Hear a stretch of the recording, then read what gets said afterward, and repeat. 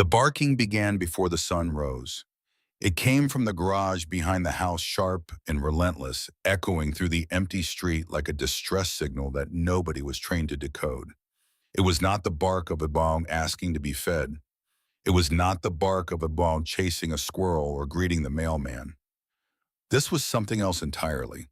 This was a detection bark, the kind of bark that military working dogs produce when they have located something their handler needs to see immediately. The kind of bark that has stopped convoys, reversed patrols, and changed the outcome of operations in war zones 10,000 miles from this quiet Colorado town. The dog making that sound had detected 14 improvised explosive devices buried beneath roads in Helmand Province, Afghanistan. Over 5 years of combat service across hundreds of patrols and dozens of operations, it had saved lives that would have been lost without its nose, its instinct, and its absolute refusal to let its handler walk into danger unwarned. But on the one night that mattered most, the bomb was buried too deep. The trigger was a command wire operated by a man hiding 300 meters away, and even the best detection dog in the United States military could not smell what was not there to be smelled.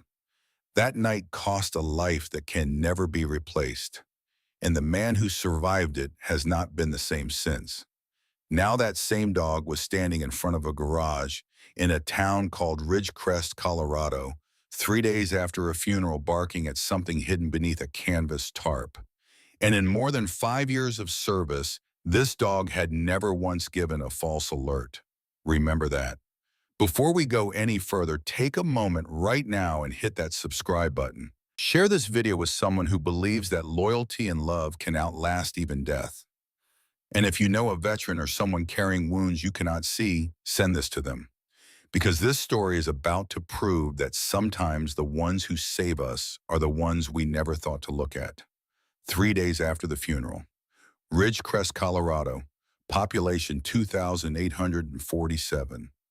Marcus Hale sat on the kitchen floor at 4 in the morning. Not on a chair. The chairs were pushed against the wall untouched for days. Not on the bed he had not slept in since Tuesday. On the cold linoleum floor, his back pressed against the refrigerator, his arms wrapped around his knees, his head tilted against the humming metal. It was a position he had learned in forward operating bases across Afghanistan.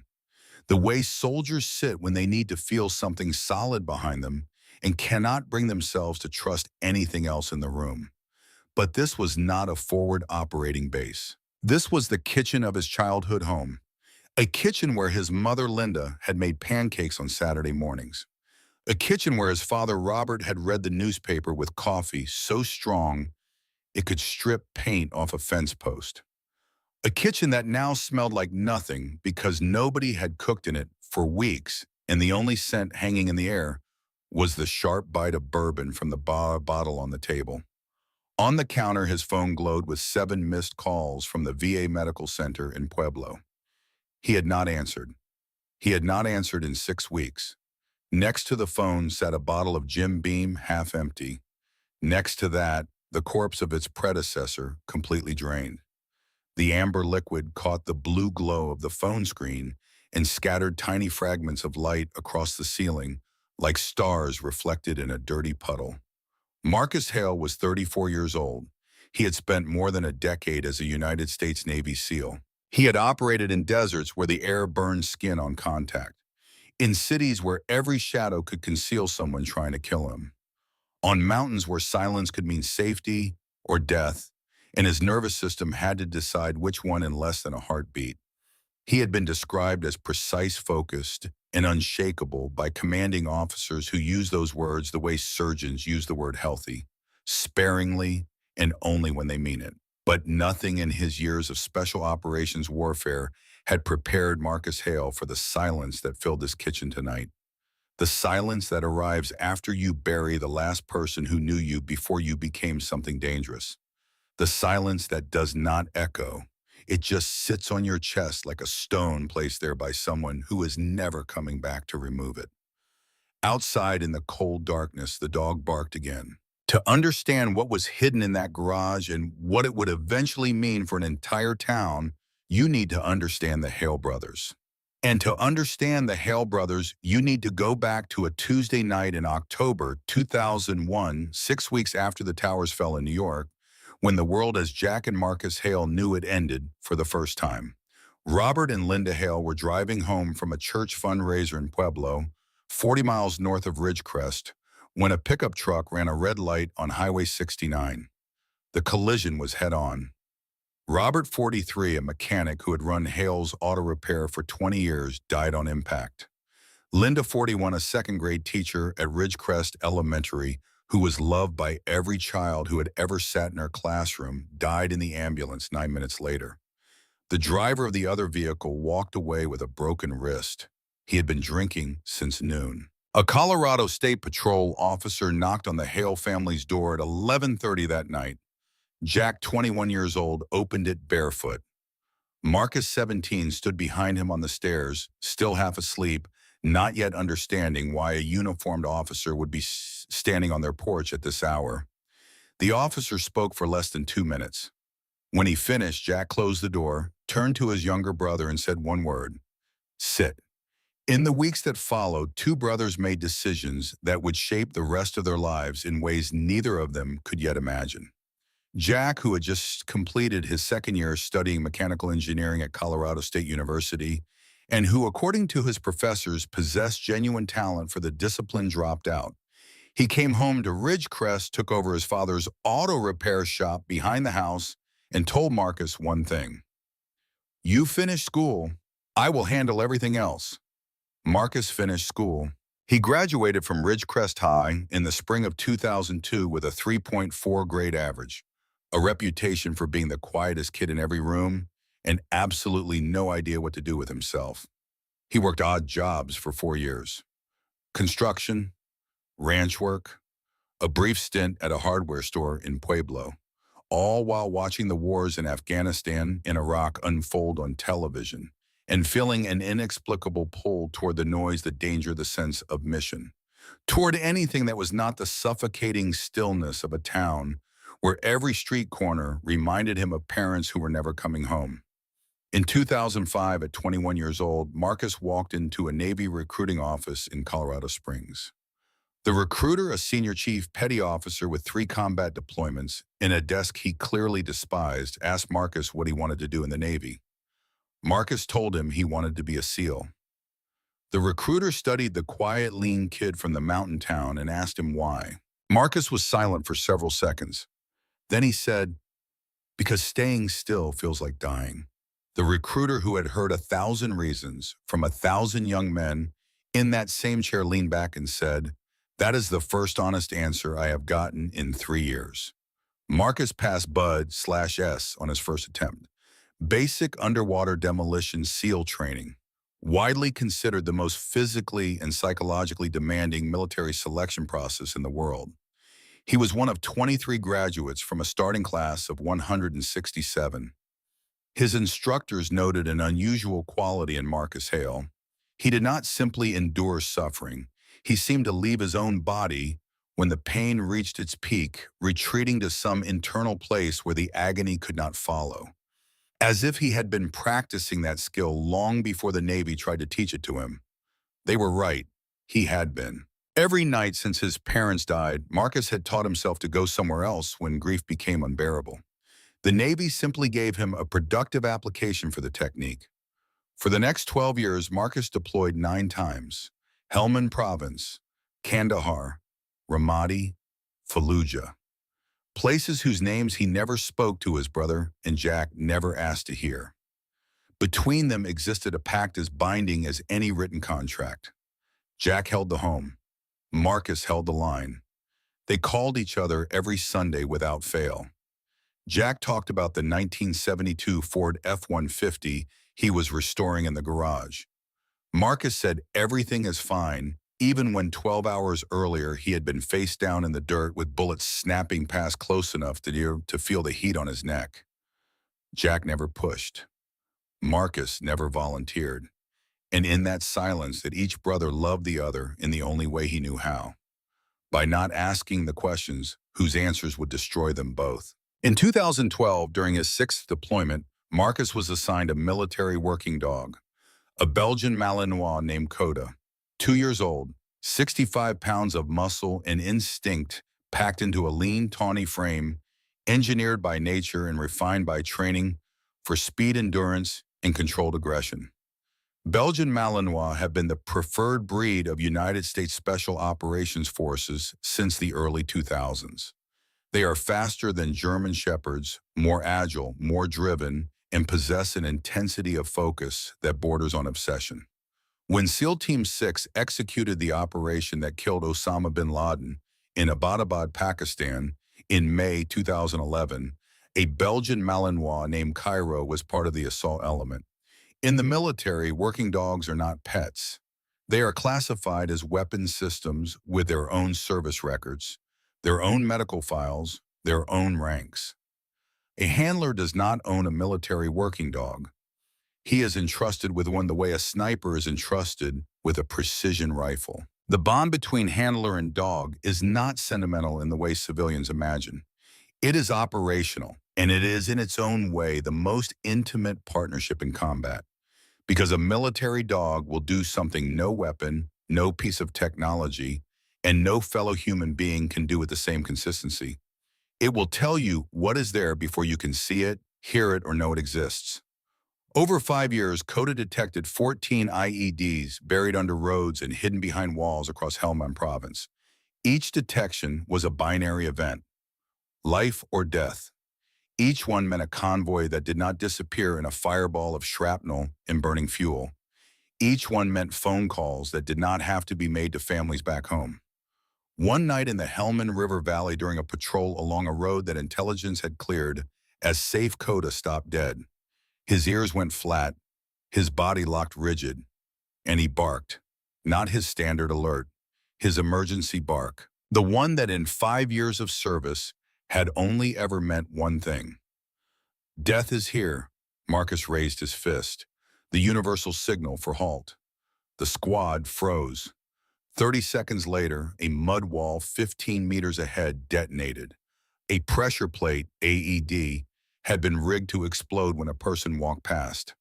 The blast threw debris 50 meters in every direction. If the squad had taken 10 more steps, every single one of them would have been killed. After that night, Marcus stopped thinking of Coda as equipment. Coda was his partner, his early warning system, the one creature in the world whose judgment he trusted without reservation, without hesitation, and without exception. Now that same dog was standing in a garage in Ridgecrest, Colorado, barking at something under a tarp. And whatever was there, Coda believed Marcus needed to see it. But before Marcus could answer the dog, you need to understand what happened on the night that broke him. March 2017. A night without moonlight on the outskirts of Jalalabad, Afghanistan, near the border with Pakistan. Marcus's team callsign Ghost Unit received orders for a direct action mission.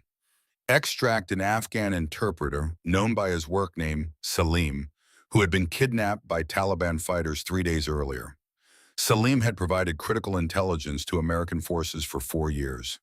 Every hour he remained in enemy hands meant another piece of information being extracted from him. The clock was running out. 2 Humvees, 8 operators, a rapid insertion to a compound confirmed by drone surveillance 3 miles outside the city. Standard profile for Ghost Unit, the kind of operation they had executed dozens of times before. In and out before the first call to prayer. Marcus drove the lead Humvee. Coda rode in the back ears, rotating slowly, scanning the darkness for information the human senses could not access. In the passenger seat sat Staff Sergeant Tommy Brennan. Tommy was Marcus's best friend. They had survived Bud/S together, that grinding crucible where the Navy strips young men down to their most essential components and keeps only the ones who refuse to quit. They had deployed together 7 times. They communicated in a shorthand that transcended spoken language. A glance, a shift in posture, a slight movement of the hand that said everything necessary in environments where speaking could get you killed. Tommy Brennan was 31 years old from a small town in Virginia called Lynchburg. He had a wife named Karen and a 4-year-old daughter named Lily who had recently learned to ride a bicycle. Tommy carried a photograph of Lily on her bicycle tucked inside his helmet liner. He never talked about going home because talking about going home was considered bad luck. But every single night before a mission, he touched that photograph through the fabric. Marcus had seen him do it 100 times and never once mentioned it. The convoy was 600 meters from the target compound when the road erupted beneath them. This IED was different from the ones Coda had spent 5 years detecting. The pressure plate bombs that Coda's nose was trained to find left traces, chemical signatures, disturbed earth, the faint scent of explosive compounds seeping through soil.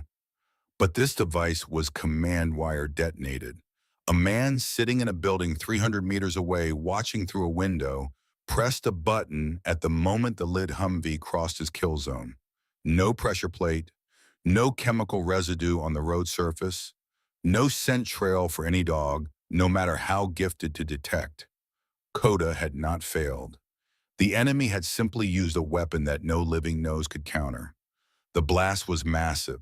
It lifted the 5-ton Humvee off the ground, rotated it 90 degrees in the air, and slammed it onto its side with enough force to crack the ballistic glass and buckle the reinforced steel frame. Coda was thrown clear through the blown-out rear door. The dog tumbled across the hard-packed earth, scrambled to his feet, shaking and disoriented but alive. Marcus, strapped into the driver's seat, took a jagged fragment of the door frame through his right kneecap. The pain was instantaneous and enormous and strangely clarifying. It cut through the ringing in his ears and the choking dust and told him miraculously where he was and what was happening. They were in a kill zone. Taliban fighters opened fire from 3 directions. Muzzle flashes lit the blackness like a broken strobe light. Rounds hammered the overturned Humvee's armor, each impact ringing through the vehicle's frame like a hammer on an anvil.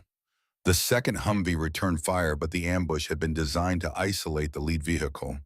And then Tommy moved. Marcus was pinned. His right leg was trapped beneath the buckled dashboard, the knee already swelling around the embedded metal. He could feel blood running warm into his boot. He could hear Tommy's voice, calm and precise, the voice of a man who had been in this exact situation before and knew that panic was a luxury neither of them could afford. Tommy kicked open the collapsed passenger door, dropped to the ground, and crawled around the vehicle under a curtain of incoming fire. Bullets kicked dirt into his face. Tracers drew bright lines 6 inches above his helmet. He reached Marcus's side, grabbed the drag handle on the back of Marcus's body armor, and pulled. 20 meters of open ground. 20 meters between the overturned Humvee and a low stone wall that could provide cover. Tommy dragged Marcus across every inch of it, one arm hooked through the drag handle, the other firing his sidearm at muzzle flashes in the dark. Marcus felt rounds striking the ground beneath him close enough to throw dirt against his face. They reached the wall. Tommy propped Marcus against it, checked the knee wound with the quick professional assessment of a man who had treated injuries under fire many times before, and said 3 words. "Stay. You are good." Then Tommy Brennan stood up to lay covering fire for the rest of the team. A single round struck him in the upper chest, just above the edge of his plate carrier in the narrow gap between the ceramic armor plate and the collar. Tommy felt the way a building falls when the foundation is suddenly removed. Completely. Immediately. Without negotiation. By the time the medevac helicopter arrived 11 minutes later, Staff Sergeant Thomas James Brennan, 31 years old, of Lynchburg, Virginia, was gone. His daughter Lily's photograph was still inside his helmet liner. Undamaged, Marcus survived. Coda survived. The Humvee was declared a total loss and transported to the Defense Reutilization and Marketing Office at Fort Carson, Colorado for eventual auction or disposal. And something inside Marcus Hale, something essential that had allowed him to function, not just as a warrior, but as a human being, died on that road in Afghanistan beside his best friend. 4 months later, Marcus was medically discharged. The paperwork cited permanent damage to his right knee that would prevent him from meeting the physical fitness standards required for special operations. The real reason was simpler and could not be written on any form. He could not look at a Humvee without seeing Tommy's blood on the passenger seat. He could not hear a diesel engine without feeling the blast travel up his spine. He could not close his eyes without watching his best friend stand up one last time and take the round that was meant for everyone else. He came home to Ridgecrest in the fall of 2017. Jack picked him up at Denver International Airport and talked for the entire 3-hour drive south. About the shop, about Martha Henderson next door and her 6 new chickens, about the high school football team losing 12 games in a row. Marcus listened and nodded and even smiled once when Jack described Martha's rooster attacking the mailman. But inside his skull, the explosion had not stopped. It played on a loop day and night, and the only volume control Marcus had found was bourbon. Civilian life moved at a speed that felt like drowning. No missions, no targets, no reason to count exits or memorize faces or identify which objects in a room could be used as weapons. The hypervigilance that had kept him alive for 12 years had nowhere to go, so it turned inward, flooding his body with adrenaline at the sound of a car door or a pot dropping in the kitchen. He drank, not to get drunk, not at first, just enough to lower the volume, just enough to sleep for 3 hours before the nightmares dragged him back. But tolerance is a one-way ratchet. What worked last week does not work this week. And the bottles accumulated quietly like evidence in a case nobody was filing. Jack saw all of it. The bottles, the screaming through the walls at 3 in the morning, the way Marcus tracked movement in every room like a predator that could not power down. But Jack did not push. He showed up.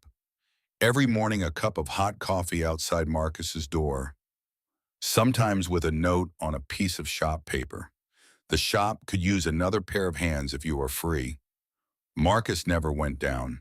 Coda was the last thread. The dog slept beside Marcus every night and awoke him from nightmares by licking his hand. The same gesture Coda had used in Afghanistan when Marcus needed to snap back to reality during operations. In the dark, in the silence of a house that felt as foreign as any battlefield, a military dog was doing what no therapist and no medication and no amount of whiskey could manage, reminding Marcus heartbeat by heartbeat that he was still here. And that still being here had to mean something. January 2019, a Tuesday morning, ordinary in every possible way. Marcus woke at 6 to the vibration of his phone on the nightstand, Martha Henderson's name on the screen. Martha was 74 years old. She had lived next door for 31 years. She had watched both boys grow up, babysat them on Friday nights, attended every birthday, every school play, every graduation. After Robert and Linda died, Martha became something between a grandmother and a guardian angel.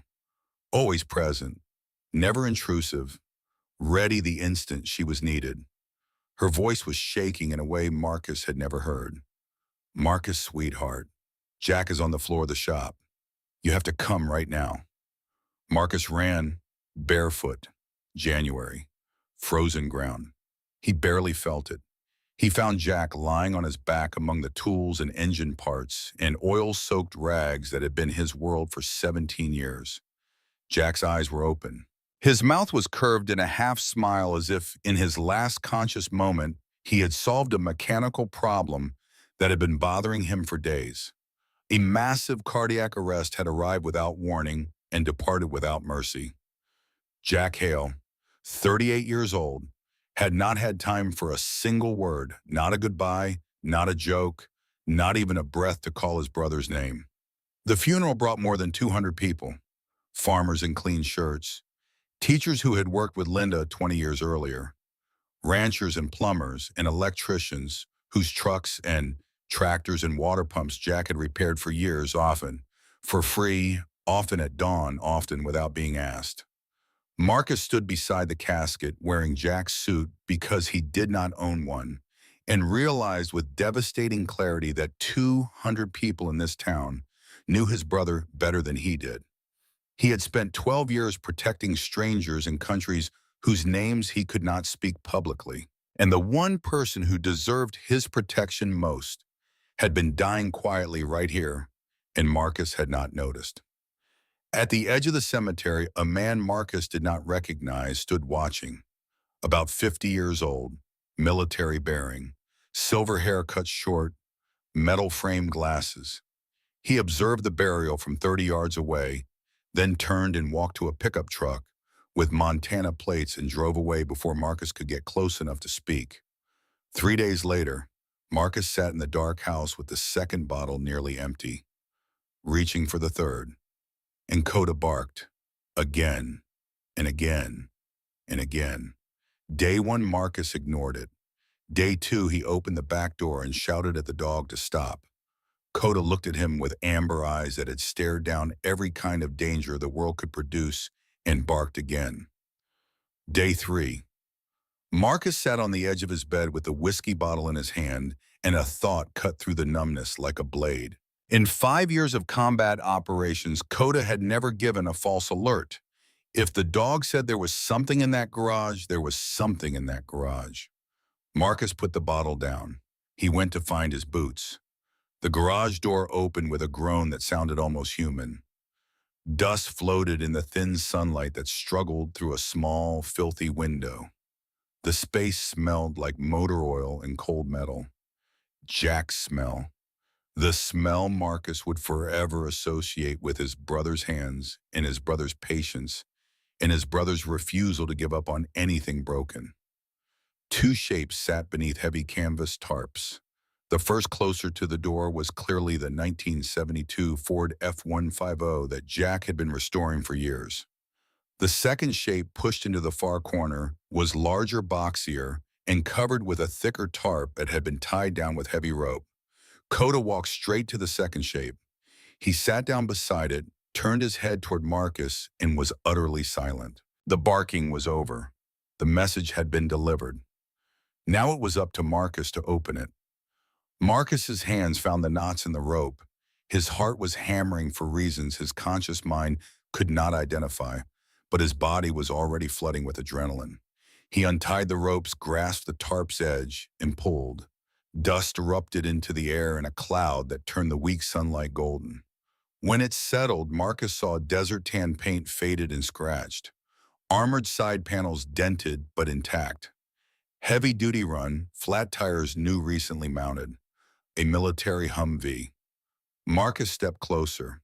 His hand, moving almost independently from his will, reached out and wiped a streak of dust from the side panel. And there, nearly hidden beneath years of grime painted in small block letters by a hand that Marcus would have recognized anywhere, were two words: Ghost Unit. His knees gave out. He grabbed the vehicle's frame to keep from hitting the floor. His breathing turned ragged. His vision narrowed, because this was not just a Humvee. This was his Humvee, the exact vehicle his team had used during their final deployment. The vehicle that had been blown onto its side by a command wire IED on a dirt road outside Jalalabad. The vehicle on which Staff Sergeant Tommy Brennan had bled out while Marcus watched, unable to move, unable to help, unable to do anything but survive.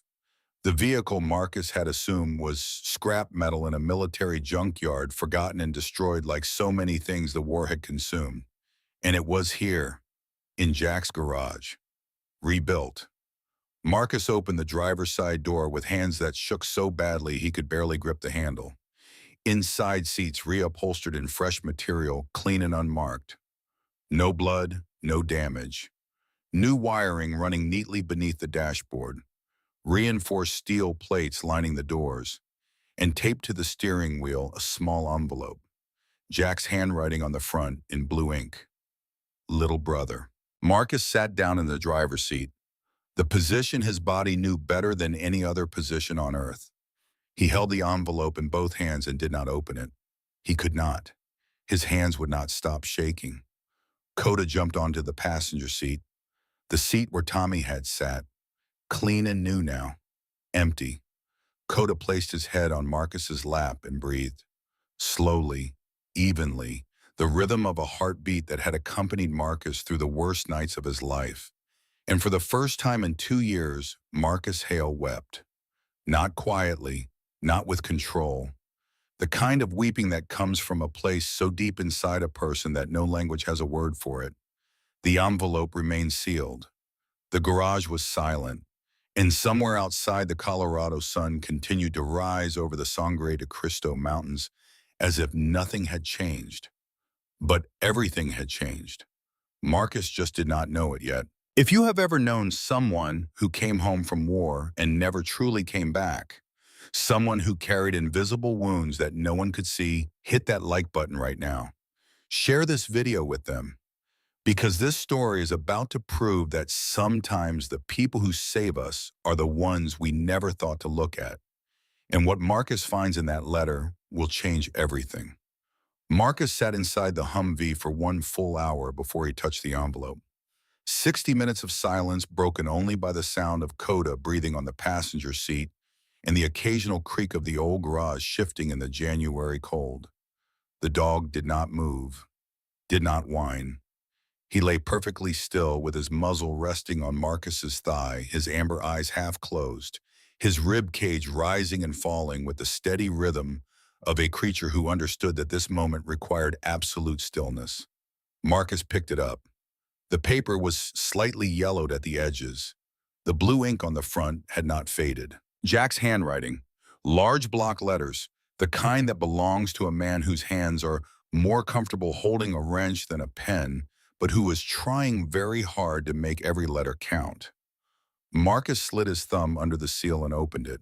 4 pages, written on paper torn from the order book at the repair shop. The pages smelled like motor oil, and beneath the oil, faintly like a memory caught at the edge of consciousness, they smelled like Barbasol aftershave. The same brand their father Robert had used every morning of his adult life. The same brand Jack had adopted without ever saying why. Marcus read the letter twice. The first time he could barely see the words because his vision kept dissolving. The second time he read with the same concentration he had once reserved for operational briefings. What Jack had written was in its own quiet way exactly that kind of briefing. The letter had 2 parts. The first part told a story that Marcus had never heard. August 2018, 5 months before Jack died. A phone call came to the repair shop from a Montana area code. The caller introduced himself as Frank Mercer, retired United States Navy, Master Sergeant. 28 years of service, the last 15 spent in logistics support for SEAL team operations. Frank was 52 years old.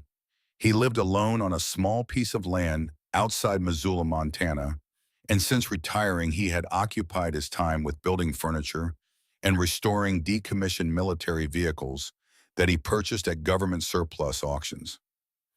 There was something about taking a machine that had been through the worst the world could throw at it and making it run again that felt like the most useful thing he could do with what remained of his life.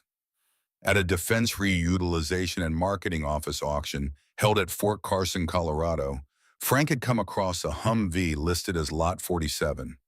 The vehicle was in rough condition, engine dead, suspension damaged, body panels carrying the particular kind of wear that only comes from operating in a combat zone.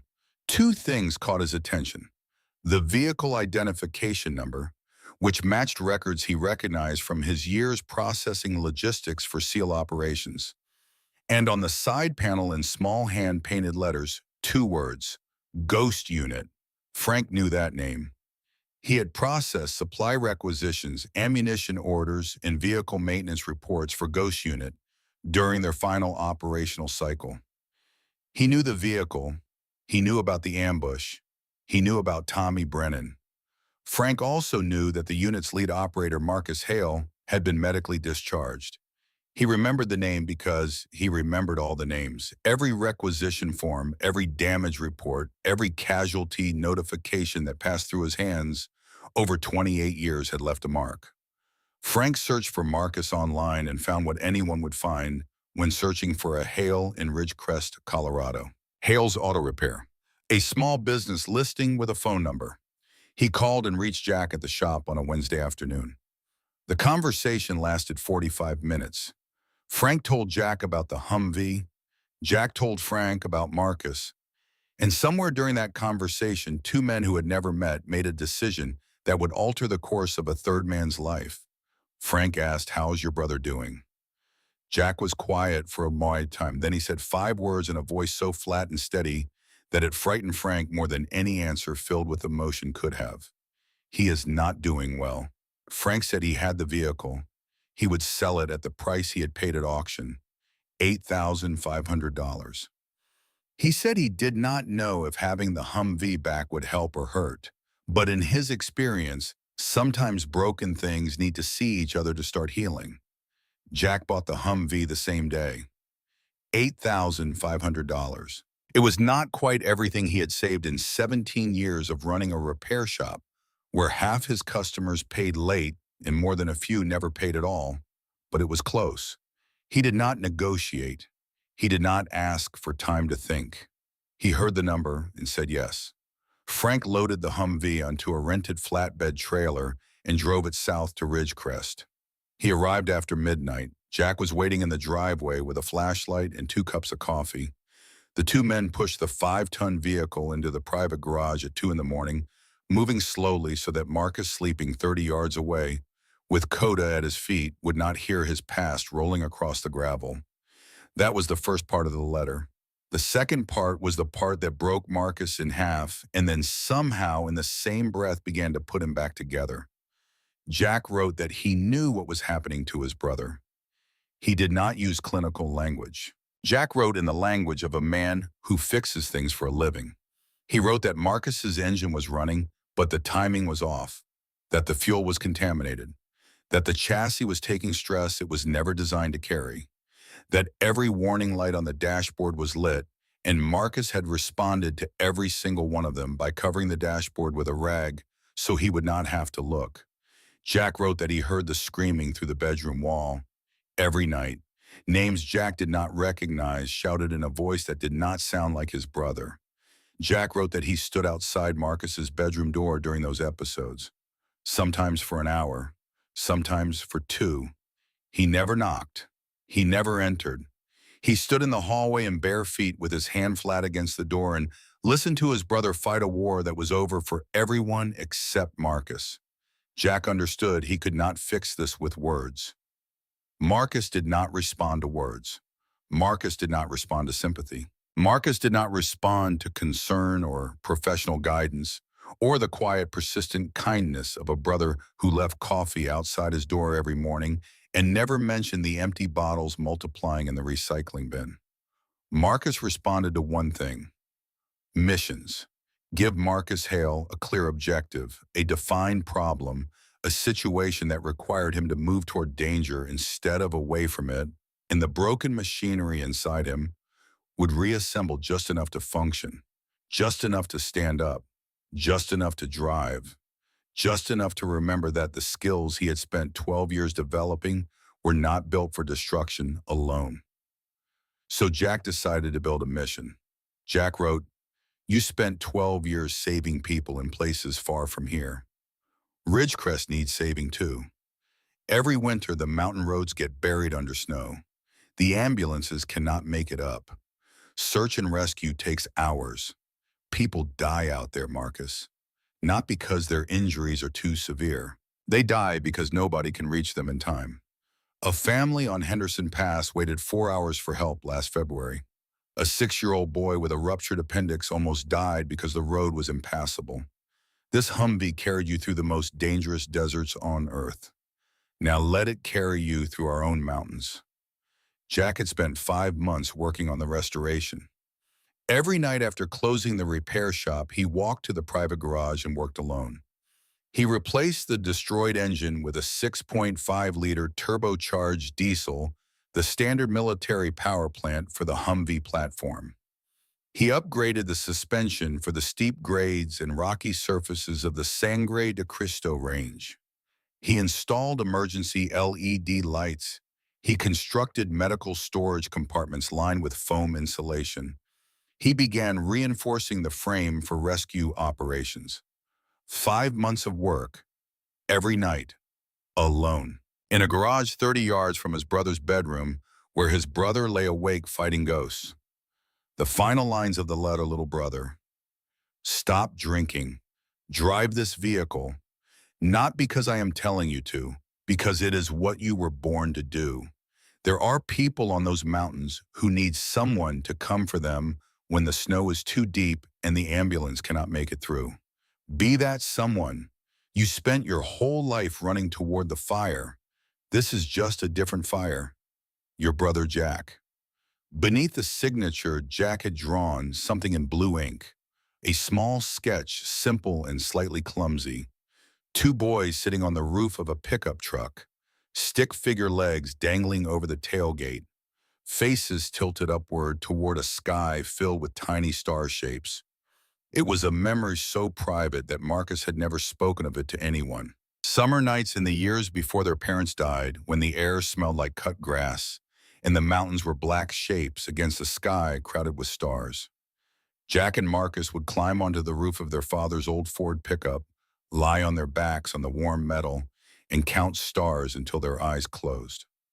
Sometimes Robert would find them in the morning, still up there, dew on their faces, and carry them inside one at a time without waking them. Marcus stared at the drawing for a very long time. Then he folded the letter carefully, placed it back in the envelope, and slipped it into the inside pocket of his jacket, against his chest, against his heartbeat, where it would stay. He decided to finish the Humvee. The first day, Marcus opened the engine compartment and began inspecting the fuel delivery system. Jack's work was immaculate, every connection tight, every line properly routed. His hands moved along the components with practiced efficiency. And then his fingers brushed the steel reinforcement plate that Jack had welded to the inside of the driver's door, and his body remembered something his mind had spent 2 years trying to bury: the feel of tactical fabric stretched over body armor, the texture of ballistic nylon soaked with blood that was the wrong temperature. Marcus stumbled out of the garage and vomited on the frozen ground beside the porch steps. Coda appeared beside him without a sound. The dog pressed his shoulder against Marcus's leg and stood there warm and solid, offering the only thing he had: proximity. By the end of the second week, Marcus had stopped working on the Humvee entirely. The whiskey was back. The garage door stayed closed. And then on the 15th day, a pickup truck with Montana plates pulled up in front of the house. The man who stepped out was tall and broad-shouldered, with silver hair cropped close to the scalp and metal frame glasses that sat slightly crooked on a face shaped by decades of wind and sun and military discipline. He wore a flannel shirt and work boots that had seen real work. He moved with an economy of motion that wasted nothing and advertised nothing but said to anyone who knew how to read the signs. I have been places. Marcus recognized him. The man from the cemetery. Frank Mercer did not knock. He walked into the house through the unlocked front door, opened the refrigerator, surveyed the row of bottles on the counter, and looked at Marcus with the expression of a man conducting an inspection he already knew would yield bad results. Jack called me 3 days before he died. He told me that if anything happened to him, I was to come here and make sure you finished the vehicle. I waited because I thought you would handle it yourself. I was wrong. Marcus told Frank to get out. He used language that would have gotten a sailor disciplined. He said he did not need help. He did not need company. He did not need a stranger in his kitchen evaluating his life. Frank was unimpressed. He had spent 28 years managing logistics for SEAL teams, which meant he had spent 28 years being yelled at by the most stubborn and psychologically formidable human beings the American military could produce. A grieving former SEAL with a drinking problem did not move his needle. I am not here for you. I am here for Jack. He asked me, and I do not break promises to dead men. Frank pitched a tent in the backyard. Every morning at 6:30, he was in the garage working on the Humvee, whether Marcus joined him or not. He did not lecture. He did not motivate. He tightened bolts. He checked fluid levels. He ran diagnostic tests. And he made coffee, a full pot every morning on the workbench beside the vehicle. On the fourth morning, Marcus walked in, picked up a wrench, and stood beside Frank without speaking. They worked in silence for 3 hours. When they stopped, Frank poured 2 cups of coffee, handed one to Marcus, and said 2 words. Same time. He meant tomorrow. Marcus understood. A week later, Frank showed Marcus something else. In the bottom drawer of Jack's workbench, a drawer Marcus had never thought to open, was a manila folder. Inside, 50 pages of printed material. Medical journal articles about post-traumatic stress disorder in combat veterans. Brochures for veteran support programs. A list of psychologists who specialized in treating special operations personnel with phone numbers highlighted in yellow marker. Information about psychiatric service dog programs with a note in Jack's handwriting in the margin that read, "Coda already does most of this." Marcus stared at the folder for a long time.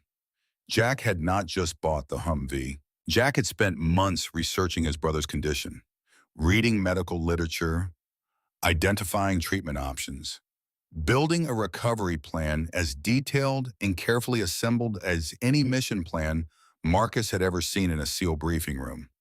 The Humvee was not the whole plan. The Humvee was the door. Jack had been building the entire house. 3 weeks into the collaboration with Frank, progress was real. The engine ran clean. The suspension had been tested. Emergency lights were mounted. Medical storage compartments were installed. A 12,000-pound electric winch was bolted to the front bumper. The Humvee was becoming what Jack had envisioned. But Marcus had not confronted the thing living inside him.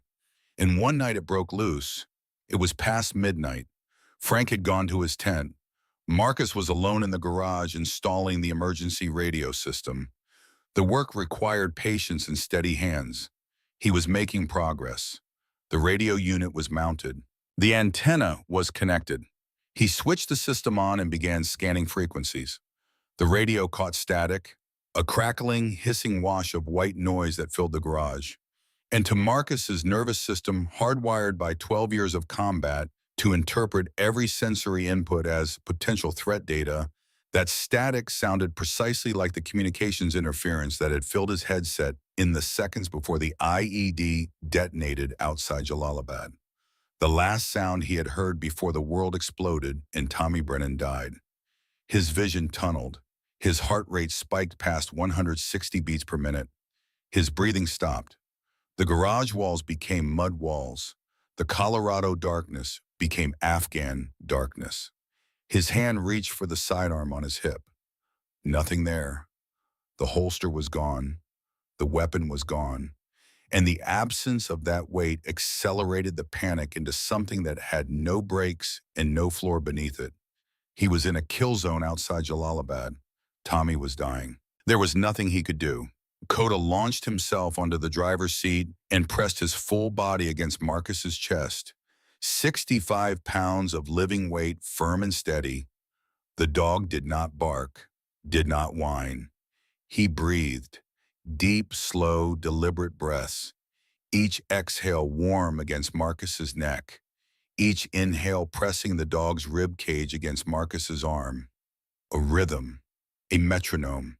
Something real and measurable in a moment where Marcus's mind was 2 years and 10,000 miles away. Marcus grabbed the dog the way a drowning man grabs the only solid thing between himself and the bottom. He focused on the one verifiable truth in his disintegrating world.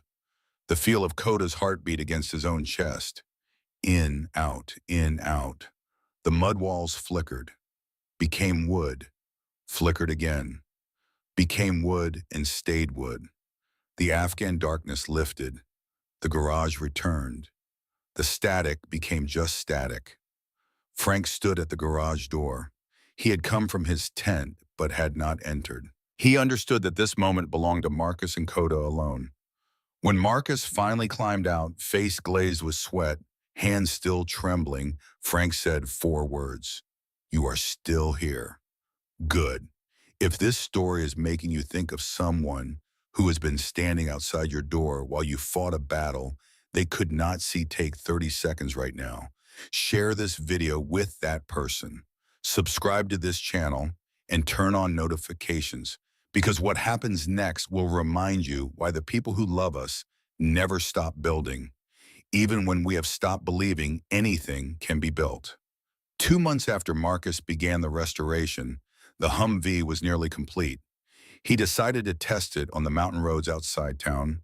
The route leading towards Sangre de Cristo Pass, one of the most dangerous stretches of highway in Colorado during winter. It was early April, snow still capped the peaks, but the roads were clearing. The Humvee handled beautifully, engine steady, suspension absorbing the rough terrain, tires gripping loose gravel and wet rock with the confidence of a vehicle designed from its first blueprint to go where other vehicles could not. On the way back down, Marcus encountered something unplanned. A silver sedan sat at a dangerous angle on the edge of the road, two wheels hanging over the shoulder, the undercarriage resting on the gravel lip of a ravine that dropped 80 feet to a dry creek bed below. Inside, gripping the steering wheel with the focused immobility of someone who knows that stillness is the only thing between her and catastrophe, was Sophia Reyes. Sophia was 30 years old, a nurse at the Ridgecrest Medical Clinic.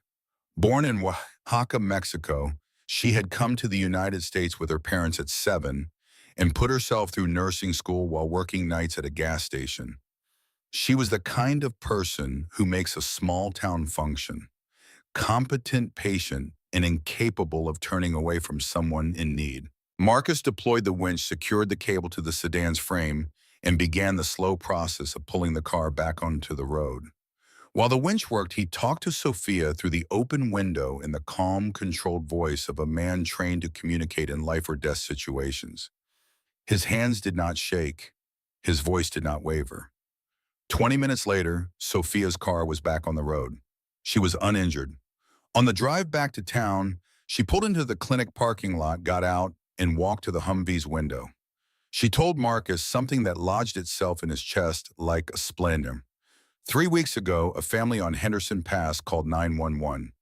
They had a 6-year-old boy with severe abdominal pain. The ambulance took 4 hours to reach them because the roads were iced over. By the time they arrived, the boy's appendix had ruptured.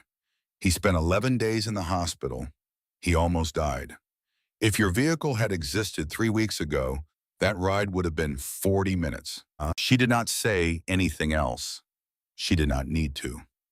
That evening, Marcus did not open a bottle. He sat down at the kitchen table and picked up the small leather journal he had found on Jack's storage shelf weeks earlier. The journal he had opened once read one sentence and closed because he was not ready.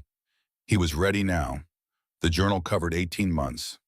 From June 2017, the month Marcus came home to the night before Jack died. It revealed that Jack Hale was not the simple, uncomplicated man Marcus had always assumed. Jack wrote about his own isolation, about the engineering degree he had abandoned, about the professor who told him he had a gift for structural design, about the scholarship application he had been filling out the night the state trooper knocked on the door. He wrote about folding that application in half, putting it in the kitchen drawer on, and never looking at it again. He wrote about 17 years in the repair shop, the oil changes and transmission rebuilds that paid the mortgage and kept the lights on and put food on a table that was always too big for one person. Jack never expressed resentment, not once. But the journal showed a man fully aware that his life had been compressed to fit inside a space the size of a garage, and who had accepted it without complaint because the alternative would have meant leaving Marcus without an anchor. Jack wrote, "I do not regret what I gave up. I would do it all the same way.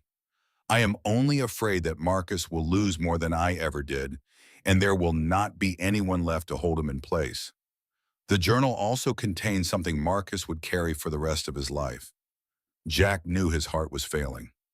Entries from September 2018 onward mentioned chest pains with increasing frequency, shortness of breath on the stairs, an episode in October where his vision went dark for several seconds. Jack described these symptoms with the detachment of a mechanic diagnosing a failing engine. Something wrong in the chest left side. Comes and goes. Worse when lifting heavy. He never went to a doctor, not because he was afraid of the diagnosis, because he was afraid that hospitalization would mean weeks away from the garage, and weeks away would mean the Humvee might not be finished in time. in time for Marcus to need it, in time for Marcus to be ready. Jack wrote, "If my heart gives out before the truck is done, Frank will come. I have already asked him. If I finish it first, I will give Marcus the keys myself and watch his face when he sees what it is. I would give anything for that. But if the ticker quits before the engine is ready, then the letter will have to be enough."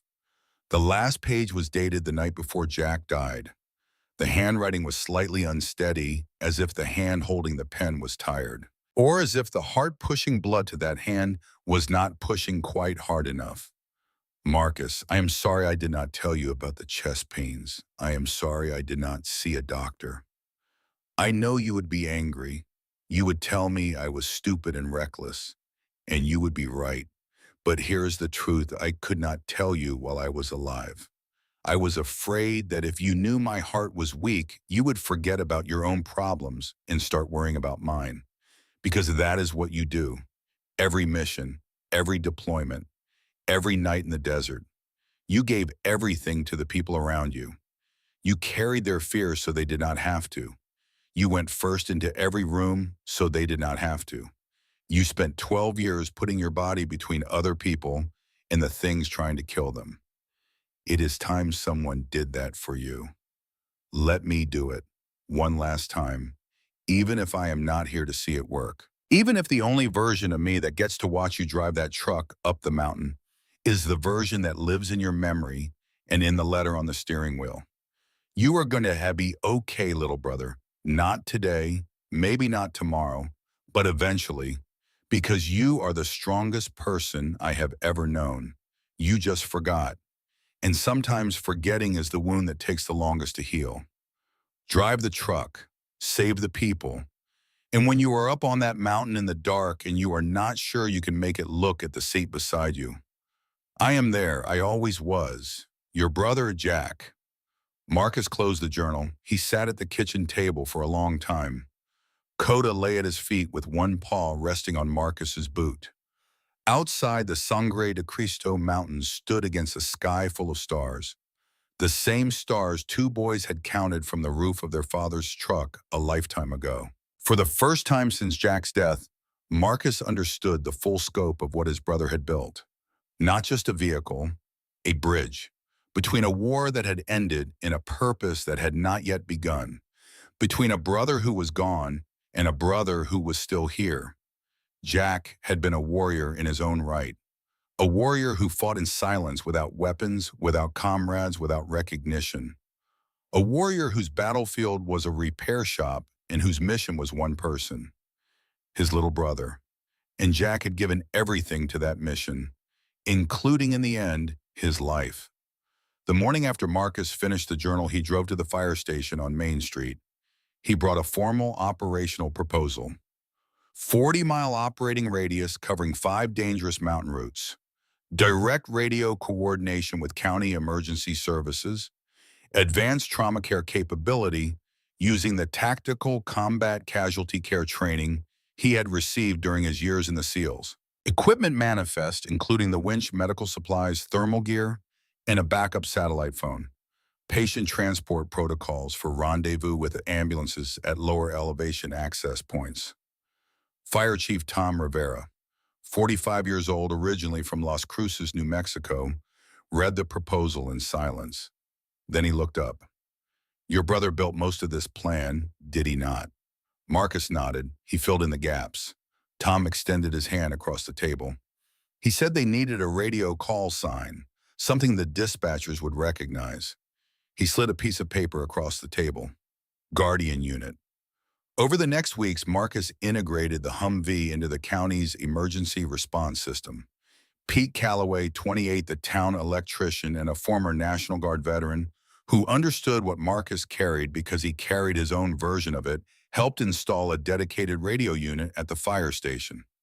Sophia Reyes convinced the clinic to stock additional trauma supplies. Carol Dalton, wife of the town's most vocal critic of the project, organized a donation drive at the community church that raised enough money for a professional-grade defibrillator. Her husband, Ray Dalton, 60 years old, the biggest ranch owner in the area, and a member of the town council, said nothing about his wife's involvement. but he stopped making comments at council meetings. In Ridgecrest, that was as close to an endorsement as Ray Dalton ever gave. November 2019. The first major winter storm of the season struck the Sangre de Cristo range with a violence that made every forecast look foolish. Sustained winds of 60 miles per hour, snow falling at 3 inches per hour, visibility less than 15 feet, temperature 5 degrees below zero, every road above 6,000 feet buried. At 9 in the evening, the radio crackled. Tom Rivera's voice tight with urgency. Guardian, we have a 911 from Henderson Pass. Family of 4 stranded. Vehicle in a ditch, 200 meters off the main road. Father, mother, 5-year-old son, and the mother's 62-year-old mother. The wife is in active labor. County ambulance cannot reach them. Road is closed. State Patrol has pulled all units below the snow line. You are the only option. Marcus stood at the garage door and looked into the storm. The wind pressed against his body. The cold cut exposed skin on contact. Every risk assessment protocol he had ever learned pointed to the same conclusion. The conditions exceeded the safety threshold for a solo operation. But Coda was already in the vehicle. The dog had jumped into the passenger seat before the radio transmission finished, as if he had been waiting for this exact moment since the day the tarp came off the Humvee. Ears forward, eyes locked on the windshield, body coiled and ready. Mission posture. Marcus reached up and flipped down the sun visor. Behind it was a laminated photograph Jack had hidden under the passenger seat, the one Marcus had moved there weeks ago. 2 boys on a truck roof, a sky full of stars. He turned the key. The diesel roared. The Humvee pushed into the storm. The 20-mile drive took 1 hour and 47 minutes. The snow was so dense that the headlights created a wall of white 15 feet ahead. Marcus drove by feel, by memory, and by combat instinct. He read the road through the steering wheel. He remembered every curve from the test drive in April. He trusted the engineering. 5 tons of armor and suspension designed to cross the worst terrain on Earth. Coda sat motionless beside him, ears rotating constantly. Twice during the ascent, the dog whined sharply. Both times Marcus slowed to a crawl. Both times the road ahead showed signs of partial collapse, where drifting snow had undermined the shoulder. Coda heard the instability in the way the wind moved over weakened ground, a distinction too subtle for any human ear. They reached Henderson Pass at 10:45. Marcus parked the Humvee, grabbed the medical kit, thermal blankets, and tactical flashlights, and stepped into the storm. Coda went ahead nose-cutting through the wind, navigating by scent toward the only source of warmth within miles. They found the sedan 200 meters from the road, half buried in a snow-filled ditch interior, lights still glowing. Inside sat Miguel Reyes, 32 years old, Sophia's husband. Henderson Pass was the only road from their town to the county hospital. Sophia was in active labor contractions less than 2 minutes apart. Beside her in the back seat, 5-year-old Lucas was wrapped in every piece of clothing the family had, shivering and silent. Next to Lucas, Sophia's mother, Rosa, 62, held her grandson's hand and prayed in Spanish. Sophia's eyes found Marcus in the flashlight beam. Recognition crossed her face. "You are the man with the military truck." She grabbed his wrist. "The baby is coming. Right now." Marcus assessed the situation in 10 seconds. Sophia was in the final stage of labor. Moving her through 200 meters of knee-deep snow was too dangerous. He would deliver the baby here, in this car, in this ditch, in the middle of the worst storm to hit these mountains in 20 years. He ran back to the Humvee and returned with everything he needed: medical kit, sterile gloves, thermal blankets, tactical flashlights. He worked in the calm, measured voice he had used treating wounded operators under fire. The voice that says, "This is under control even when the world outside is coming apart." Coda positioned himself next to Lucas. The boy immediately wrapped both arms around the dog's neck and buried his face in the warm fur. Coda did not move. He breathed slowly, evenly. The boy's shaking diminished, then stopped. Rosa prayed. Miguel held his wife's hand with both of his face-white jaw, set eyes, never leaving Sophia. Marcus delivered the baby with hands trained on blast wounds and gunshot injuries. But those hands had always worked to keep people from dying. Tonight, for the first time, they were working to bring someone into the world, and they did not shake. For the first time in 2 years, his hands were perfectly steady. The baby girl was born at 11:47 in the evening. She arrived crying, a sound so fierce and alive that it seemed to push the storm back. Marcus cleared her airway, wrapped her in a thermal blanket, and placed her on Sophia's chest. For a moment, the car was silent, except for the baby's breathing and the wind and Rosa whispering, "Thank God," in Spanish. Marcus looked at the scene, a mother holding her daughter, a father weeping, a little boy asleep against a bomb, a grandmother giving thanks. And he thought of Jack. He thought of the letter. He thought of the words, "Ridgecrest needs saving too." He used the winch to extract the sedan, transferred the family to the Humvee, and drove them through the storm toward town. On the drive, amid the engine noise, he heard the sounds of life around him.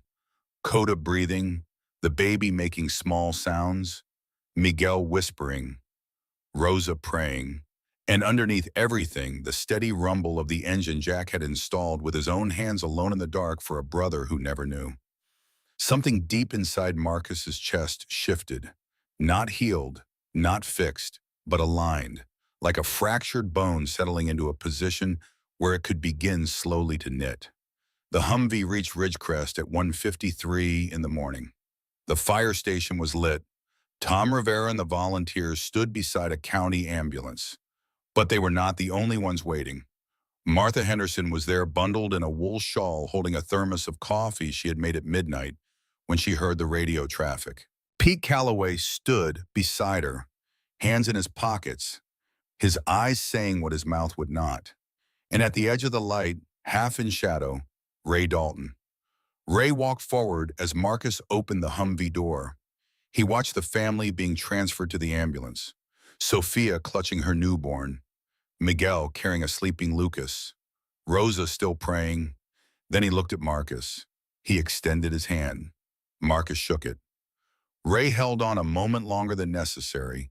Then he let go and stepped back. No words needed. Before the ambulance doors closed, Miguel Reyes came back to the Humvee. "My wife wants to name the baby." Marcus nodded. "Jacqueline, after your brother." Marcus opened his mouth. Nothing came out. Coda, sitting in the open doorway, barked once. A single bright bark. Not detection, not alert. Joy. The kind Marcus had not heard from the dog in a very long time. Over the following year, Guardian Unit became part of Ridgecrest, the way the repair shop had once been. December. 2 college students lost on Blanca Peak in a sudden storm. Marcus and Coda searched for 6 hours. The dog found them behind a rock outcropping, both hypothermic, one no longer shivering, which was the worst sign. Marcus performed rewarming protocols while Coda lay across the more critical patient, 65 pounds of body heat radiating through the thermal blanket. Both survived. One of them, a 23-year-old named Tyler, sent Marcus a letter 3 weeks later. It said, "I do not know how to thank someone for being alive. I'm still figuring that out. But I wanted you to know I am trying." Marcus pinned the letter to the pegboard in the garage next to Jack's tools. February. A school bus with 12 children stuck on a flooded low road after rapid snow melt. Marcus pulled it free with the winch, while Coda stood on the Humvee's hood, barking with an enthusiasm the children found hilarious. The next day, 12 crayon drawings appeared on the garage door. Green trucks and big brown dogs. One by a 6-year-old named Sophia included a stick figure labeled "The Army Man Who Saves Pepple." April. A brush fire at a ranch 3 miles east of town sparked by a downed power line on an access road too narrow for the main fire engine. Marcus drove in with portable firefighting equipment and had the fire contained before the crew arrived on foot. The ranch belonged to Ray Dalton. After the fire was out, Ray walked across his scorched pasture to where Marcus stood beside the Humvee. He said one word, "Come." It was not a request. They sat at Ray's kitchen table. Carol brought coffee and mugs printed with the ranch brand. Ray was silent for a full minute. Then he spoke. Derek Dalton, his son, 28 years old, Army infantry, 2 tours in Afghanistan. Came home in 2015 and seemed fine. Helped on the ranch, went to church, smiled at the right moments, said all the correct things. And one morning in March 2016, Carol found him in the barn. He had not left a note. Ray told the story without his voice breaking. It had gone flat the way a voice goes when it has told the same story so many times that all the emotion has been worn out of the words. But his hands around the coffee mug were trembling. When I saw you come home to Ridgecrest, I saw my son. Same look in the eyes. Same way of sitting in a room like you are waiting for something to explode. And I thought that if I could keep this one from doing what Derek did, maybe it would mean something. So I tried to stop you.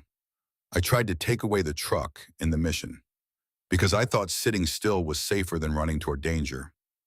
He paused. I was wrong. Your brother understood what I did not. Derek did not need someone to make him sit still.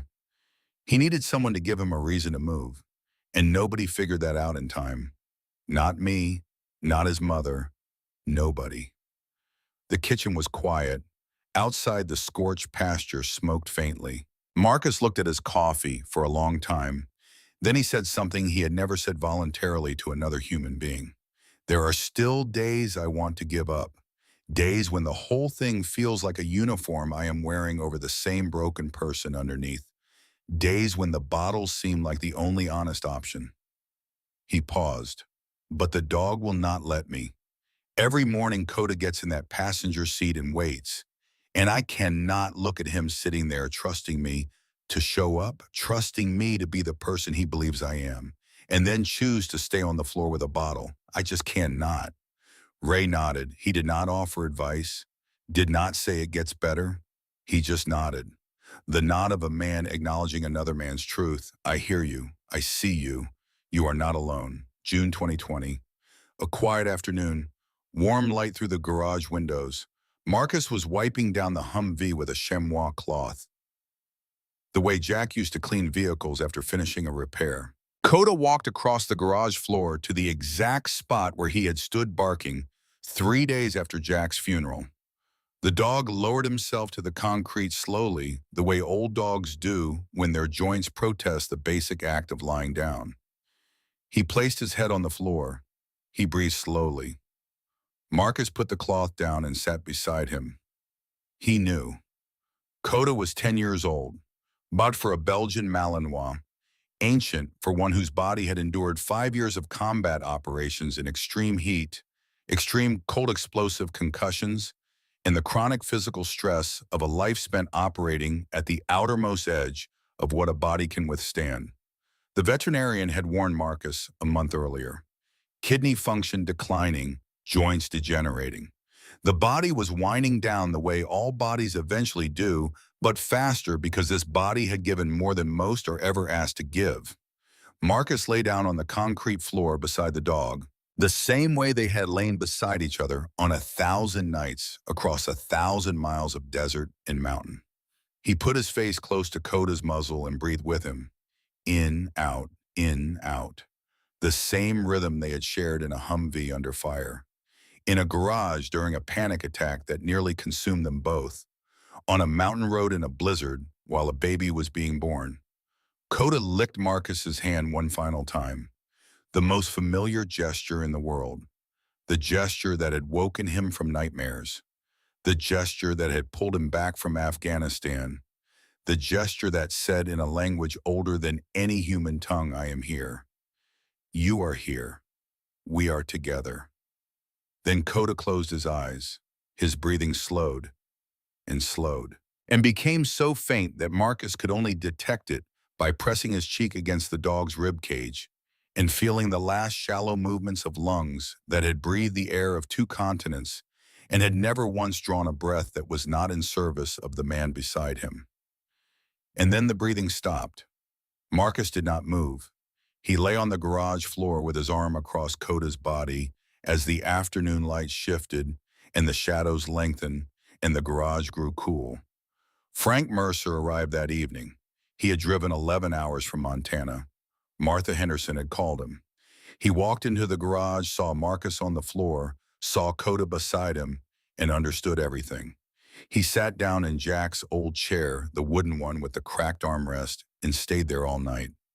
He did not speak. He did not leave. He kept watch the way a soldier keeps watch over a fallen comrade. Marcus buried Coda on the hill behind the house beneath the cottonwood tree their father Robert had planted the year Marcus was born. He dug the grave himself. He placed the dog in it carefully. He set a flat stone at the head and carved into it with a chisel from Jack's workbench. Coda, the most loyal soldier I ever served with. You never barked wrong. 2 weeks later, a phone call came from the Military Working Dog Retirement Program at Joint Base San Antonio, Lackland, Texas. They had a Belgian Malinois named Atlas, 3 years old, injured in his rear leg during an operation in northeastern Syria, no longer fit for active duty, but otherwise healthy and in need of an experienced handler. The person who had submitted Marcus's name to the program was Frank Mercer. Marcus drove to Texas. He came back with Atlas in the passenger seat. The young dog was faster than Coda, more energetic, still carrying the restless intensity of a warrior who had not yet learned to be still. But his eyes were the same, patient, alert, loyal. The eyes of a G who has seen the worst the world can produce and decided that the correct response is not retreat, but presence. Fall, 2021, Ridgecrest, Colorado. The Humvee sat in front of the garage, freshly washed, catching the late afternoon sun. Still desert tan, still bearing the faded ghost unit lettering, which Marcus had never painted over and never would. Beside those old words, new ones had been added in clean black letters. Guardian Unit, Ridgecrest Mountain Rescue. Atlas, 4 years old now, lay on the passenger seat with a leash in his mouth, tail wagging. The universal signal for it is time to go somewhere. Marcus stood in the garage doorway and looked at the space where Jack had worked in secret for 5 months. The tools still hung on the pegboard. The letter was still folded in the dashboard compartment. The photograph of 2 boys in a sky full of stars was still clipped to the sun visor. Jack's journal rested in the workbench drawer. Every page read, every word absorbed, every sacrifice understood. Outside, Ridgecrest went about its business. Martha Henderson fed her chickens and complained to them about the weather. Pete Calloway balanced on a utility pole on Main Street, replacing a blown transformer. Tom Rivera walked around the fire engine with his inspection checklist. Ray Dalton drove his tractor across the North Field, straight furrows cutting through soil that had been in his family for 3 generations. The scorched pasture from April was green again because the land-like people has its own way of recovering from fire. Sophia Reyes walked into the clinic for her morning shift with Jacqueline on her hip. The girl was nearly 2 now, dark curly hair, her mother's fierce smile, her father's calm eyes, and a name that belonged to a man she would never meet, but whose story she would hear someday when she was old enough to understand what it means to love someone so completely that you build them a future with your own hands and trust that future to do its work after you are gone. Frank called once a month from Montana. Short conversations. 2 men comfortable with silence. Before hanging up, Frank always said the same thing. Jack would be proud. Marcus never responded to that sentence. He did not know how, but he never hung up before Frank said it. Marcus stepped out of the garage into the late afternoon light. The sun painted the Sangre de Cristo peaks the color of old gold. He looked down at his hands. Hands that had held a rifle in the darkness of a dozen countries. Hands that had held a dying friend on an Afghan road. Hands that had held a loyal dog for the last time on a garage floor. Hands that had delivered a baby girl into a howling storm. These hands had done terrible things and beautiful things and everything in between. They had been steadied by a dog who never gave a false alert. They had been guided by a brother who never stopped building. They carried scars that would never fully fade, and a steadiness that had been earned in fire and loss, and the slow, stubborn refusal to stay on the kitchen floor when someone on a mountain needed help. Atlas trotted up with the leash still in his mouth. Tail going. Marcus smiled, a small smile, not the wide, easy smile of a man without burdens. The smile of a man who carries his burdens and has learned rescue by rescue, mile by mountain mile, that carrying them is not the same as being crushed by them. He clipped the leash to Atlas's collar and walked down the dirt path toward Main Street. The radio in the Humvee was still on. The frequency was quiet. No emergency calls this afternoon. The sun was warm. The wind was gentle. But Marcus Hale was ready. He had always been ready. He just had not known until a dog barked in a garage and a dead brother's letter showed him the way that the thing he was ready for was not war. It was the opposite of war. It was the thing that war tries to destroy and never quite manages to kill, no matter how many bombs it buries under roads, or how many friends it takes, or how many nights it fills with screaming. The stubborn, irrational, indestructible human impulse to run toward the people who need help. Even when the storm says stop, even when the mountain says no, even when the darkness is total and the only navigation system you have is a dog's nose and a dead brother's love. Especially then. Sometimes all it takes to save a person is a dog that will not stop barking, a letter hidden inside an old truck, and the love of a brother who did not live to see his work finished, but built it strong enough to last. Jack Hale never watched Marcus drive the Humvee up a mountain in a blizzard. He never saw the emergency lights flash against the snow. He never heard the call sign Guardian unit go out over the frequency. He never held baby Jacqueline, the little girl who carries his name through the world he left behind.